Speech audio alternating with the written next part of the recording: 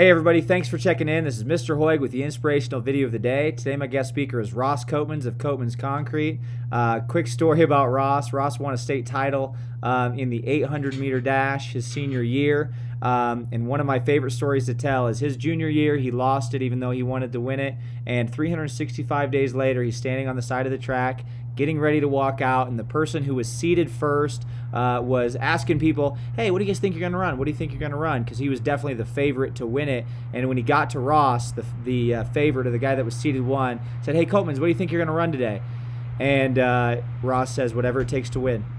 And I love that story because he didn't care what time he ran. He didn't care what it was going to take. He was going to win. He'd been waited 365 days for that, and he got it done. And that's kind of the guy that Ross is, super driven towards his goals, and it's what makes him such a great businessman as well. His lesson today is tremendous. The main gist of it is how you do the little things is how you're going to do the big things. But he's got an awesome message, so I don't really need to talk much about it. Thank you, Ross, for sending this to me. I hope you seniors and everybody listen to it. It's a great message. This is Ross Koopmans with the inspiration of the day.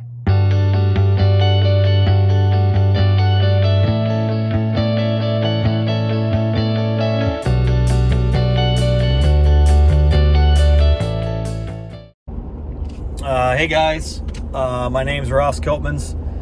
Most of you know me, some of you don't. I'm friends with Jerome and Ashley. Jerome asked me to do this a while ago and I procrastinated. I apologize. So I'll try to make this short and sweet. This time of year, 2003, is when I graduated, but right before I graduated, I had accomplished the goal that I had been working towards for 5 years or so, and that was to win a state championship in the 800 meters at state track, and I had done it, and that was a chance that you seniors didn't get this year. Makes me sad, but what I'm here to talk about is that I accomplished a goal that I knew exactly what I wanted, and I worked very hard to get it. So I knew exactly what I was working for, pretty much knew exactly what I had to do.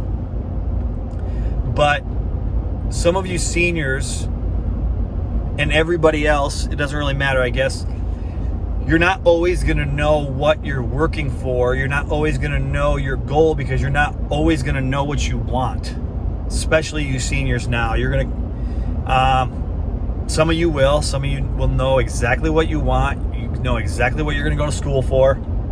And then that's great. But some of you are going to hit some bumps in the road. You're going to think you know what you want, and that doesn't go so well, or you don't like it. Some of you have no idea right now. And the first thing I guess I'm here to say is that's okay.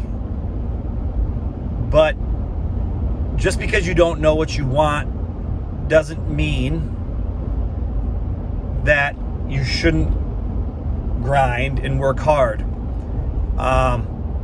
And that's hard to do because if you are working some job that you're not content with, or you're going to school for something that you don't even think you should be going for anymore, but you have to finish the semester, how do you keep working if it's not what you want? Well, what I'm here to talk about is I'm the question guy. I ask questions all the time, and there's a story that I hear a lot, and it's a story that goes like this. So I'll be talking to someone successful. They usually own some type of business, and they usually got there because something didn't work out. They didn't plan on working there. And what happened was they still worked their tail off. They still did everything to be the best worker of that job they could be. They swept the floors perfectly. They maybe changed the tires and learned so fast how to do it and efficiently.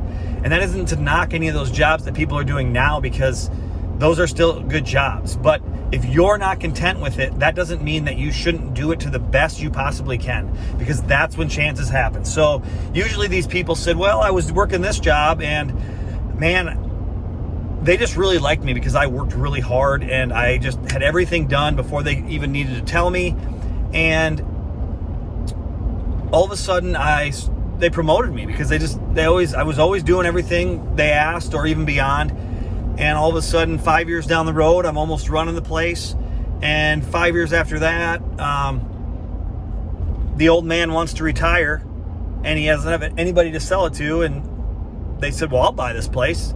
And since they knew the business inside and out, worked their tails off, all of a sudden they make the business even better after they buy it. And now they own this business from, maybe it started with sweeping the floors or painting the boards or cutting the grass at the business. And it's happened so many times where just because you're not in the place that you want to be right now, you have no idea when your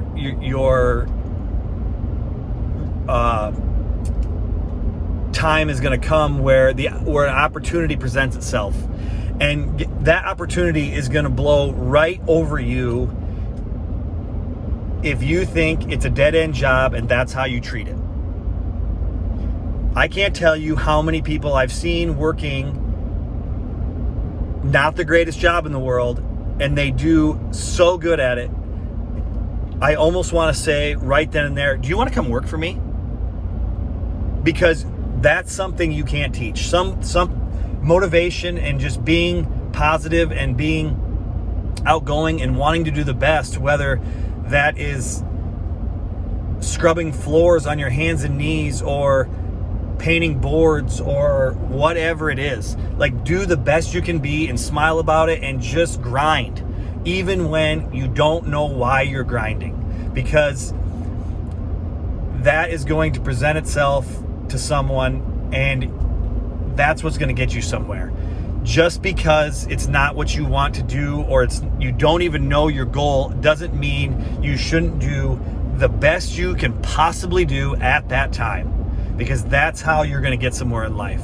So those multimillionaires that own businesses and they started out sweeping the floors, they don't get to be a multimillionaire if they do a crappy job of sweeping the floor when they started there. That's not the way it works. You do the best you possibly can do, no matter what job it is, no matter what it is. And that's how you get somewhere in life. You wait till the opportunities present themselves, and they only present themselves if you show someone that you're capable of doing the small things right, the little tasks. Now, some people are going to blow right over that, and they're going to go to college and get a degree and be super successful, and that's great. But that's doesn't work that way for everyone, and it didn't work that way for me, and it will never work that way for me. I don't do well in school. I wasn't a school buff, but I had an opportunity to take over a business, but I wouldn't have the knowledge that I have now if I wouldn't have just grinded for years and years and years, like 10 years until I started kind of taking over the business, and now about 15 years that I actually took it over.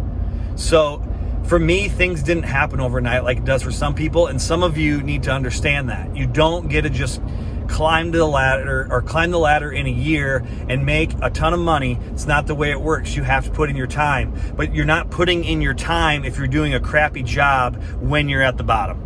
So that's what I'm here to tell you. If you're not doing what you want to do, don't do it half-assed. Do it full bore and show people that you're capable of doing the small things right and listening. I don't have anything else. I just want just be the best version that you possibly can be of yourself, no matter if you are making rocket ships for NASA or if you are bussing tables at any restaurant. If you have a smile on your face and you're working hard, I don't really think anything different of you if you were busting tables or if you're making rocket ships. That's just my take on it. As long as you're working hard, I honestly believe that. Like, if someone is proud of what they're doing, it doesn't really matter to me what they're doing. I have respect for them. That's all I got for you today. Ross Koopmans out.